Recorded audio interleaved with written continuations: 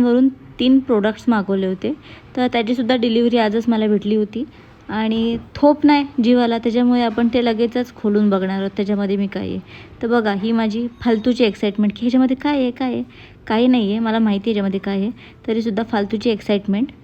आणि त्यातून निघालेल्या आहेत 3 गोष्टी. तर पहिली म्हणजे हे मी शूज मागवण्याच्या अगोदरच मी शूजच्या बॅग्स मागवलेल्या आहेत. तर त्याच्यामध्ये ते किती रुपयाला मागवलं ते तर माझ्या लक्षात नाही ॲक्च्युली, पण 10 ह्याच्यामध्ये बॅग्स आहेत. स्वस्त भेटलेल्या काहीतरी म्हणून मी सेलमधून मागवून घेतलेल्या. तर त्याची क्वालिटी आपण तुम्हाला मी दाखवते. हे बघा, ही अशी मोठीच्या मोठी बॅग आहे, ज्याच्यामध्ये 2 शूज इझिली राहू शकतात.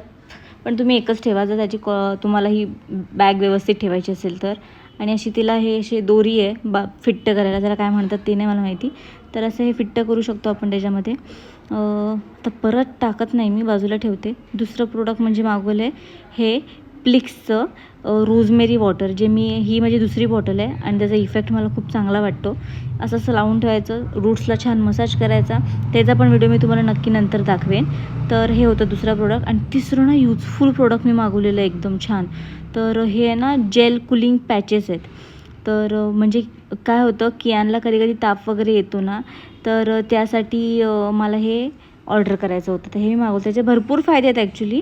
म्हणजे डोकं दुखत असेल किंवा आणखीन काही सनस्ट्रोक झाला असेल, दाढा दुखत असतील, दात दुखत असतील, तर ह्याचा उपयोग जास्त होतो असं त्यांनी सांगितलं आहे. तर मी सुद्धा मागवून बघितलं आहे. किती छान आहे हे.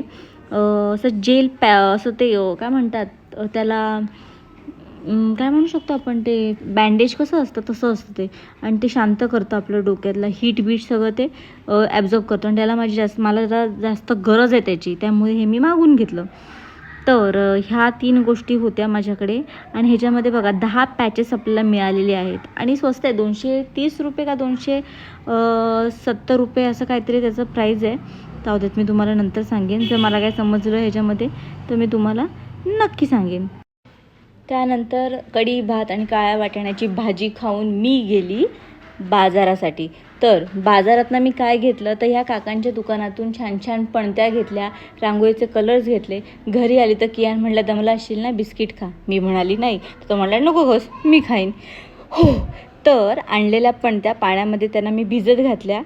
आणि त्यानंतर एक एक करून, हे बघा, हे सगळ्या मी एक एक करून सगळ्या पणत्या मी अशा 6 पणत्या छान भिजत घातल्या. तर बघा पणत्या कसे श्वास घेत आहेत.